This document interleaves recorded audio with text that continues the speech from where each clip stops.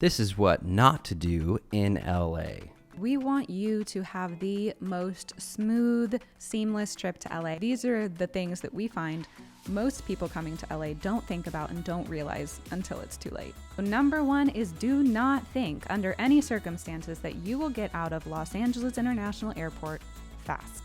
Yeah, it's a complicated mess. You're thinking you're going to get an Uber at the gate. It's not happening. Get on a bus, get off a bus. It's literally a mess. So you just have to be patient with the process. And, realistically, you got another 45 minutes before you were able to start your commute. Last time we went, there actually were no Uber drivers there. They are really annoyed with the LAX process. And so they kind of try not to go there as well. So it makes it really tricky.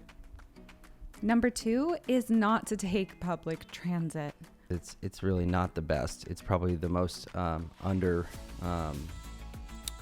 developed and under clean in the entire country. I would suggest taking an Uber or a Lyft if you have the opportunity. Taxis are going to be twice as much as those, but your best bet is to have your own transit, which is Uber or Lyft. Number three. Don't assume everything's close. It's not in Midwest time. In Midwest time, you say, well, it's 5 miles, it's 5 minutes. That does not happen in LA.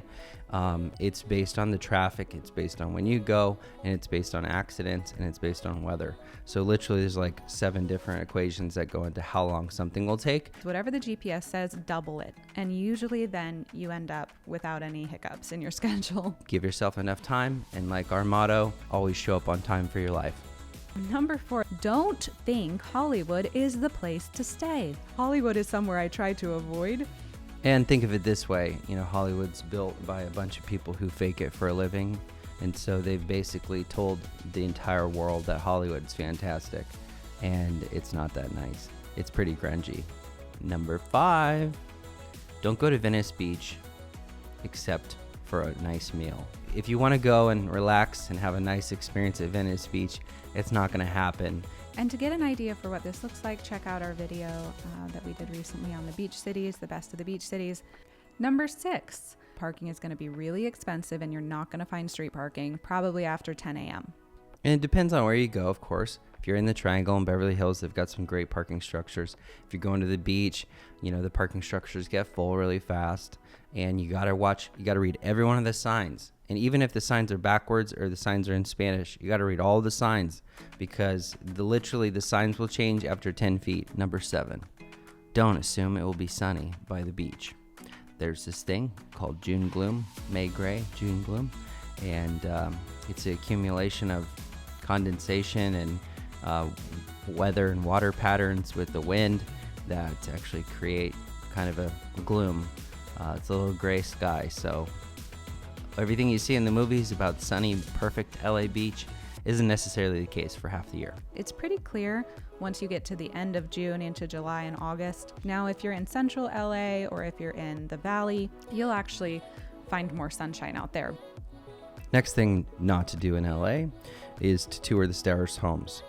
They have lots of bus tours leaving out of Hollywood, and they're going to tell you all about all these houses and about all these fantastic things that you're going to see. And you're driving by these mansions that you can't recognize or identify or verify if anything that is true. Yeah, just skip this one. Yeah, it's like zoo, but for people. Number 9 is don't assume Yelp or TripAdvisor is the best. People do pay for rankings and listings. And even though they're not supposed to, there's often times where they'll offer an incentive for you to give them a 5-star review. Read the reviews. If you get some genuine reviews, they're going to have pros and cons in them.